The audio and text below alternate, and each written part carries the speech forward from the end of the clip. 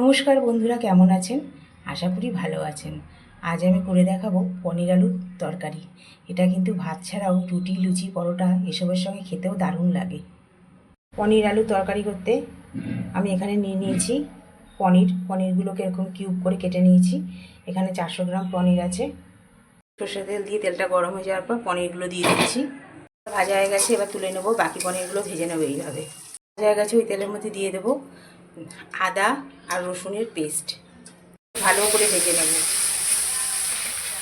আদা রসুন ভাজা হয়ে গেছে, এবার দিয়ে দেবো ক্যাপসিকাম আর পেঁয়াজ কুচি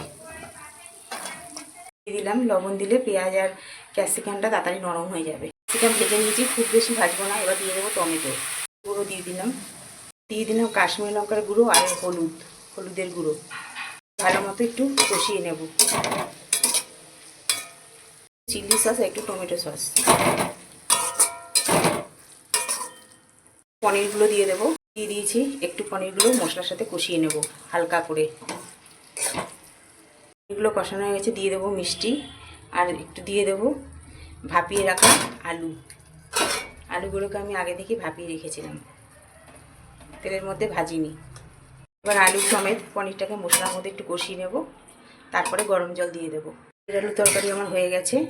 এবার গ্যাস অফ করে দেবো। এবার কিন্তু ঠান্ডা হলে ঝোলটা ঠান্ডা হলে আর একটু বসে যাবে। পনির আলুর তরকারি আমার রেডি।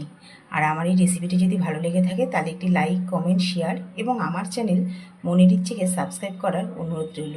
আজকের মতো এই পর্যন্ত। আবার আসবো নতুন কোনো রেসিপি নিয়ে। আপনারা ভালো থাকবেন, সুস্থ থাকবেন।